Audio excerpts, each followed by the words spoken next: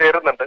ഇപ്പൊ ഒരാൾ എന്നോട് പറഞ്ഞു മുസ്ലിം ലീഗിന്റെ ഒരു വനിതാ നേതാവ് എന്നെ ഒരു സംഘപരിവാറായി ചിത്രീകരിച്ചുകൊണ്ട് എന്തോ ഒരു പരാമർശം നടത്തി പോലും. അപ്പൊ പേര് നോക്കിയിട്ട് ആളെ വർഗീയവാദി എന്ന് ചാപ്പയടിക്കുന്ന ഒരു നില മുസ്ലിം ലീഗ് തന്നെ സ്വീകരിച്ചു വരുന്നു. അത് ലീഗിലെ എല്ലാ നേതാക്കന്മാരൊന്നും അംഗീകരിക്കില്ല എന്നുള്ളത് എനിക്ക് വ്യക്തമാണ്. കാരണം നമ്മളുമായിട്ടൊക്കെ വലിയ സൗഹൃദമുള്ള എത്രയോ ആളുകളുണ്ട് നമ്മളെ അറിയുന്നവർ. പക്ഷെ നമ്മൾ കാണേണ്ടത് ഇവരുടെയൊക്കെ ഉള്ളിൽ ശക്തമായ വർഗീയത നിൽക്കുന്നുണ്ട്. അത് ചില സാഹചര്യങ്ങളിൽ ജനങ്ങൾക്ക് മനസ്സിലാവുന്ന രൂപത്തിൽ പുറത്തേക്ക് വരുന്നു എന്ന് മാത്രം.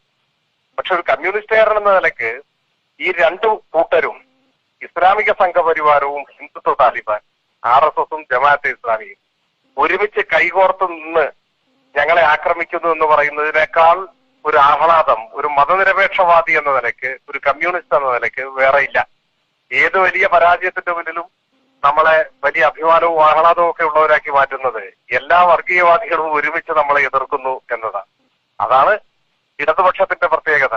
എല്ലാ വർഗീയതയോടും സന്ധിയില്ലാത്ത നിലപാട് സ്വീകരിക്കുകയും അതിനെ എതിർക്കുകയും മതനിരപേക്ഷ മനുഷ്യപക്ഷ നിലപാട് ഉയർത്തിപ്പിടിക്കുകയും ചെയ്യുമ്പോൾ ഈ കൂട്ടരെല്ലാം ഉള്ളിന്റെ ഉള്ളിൽ തീർത്താൽ തീരാത്ത പകയുമായി ഇടതുപക്ഷത്തിനെതിരെ എത്തും എന്ന് നമുക്കറിയാവുന്നതാണ്. അതിപ്പോ വെളിപ്പെട്ടു എന്ന് മാത്രമേ ഉള്ളൂ.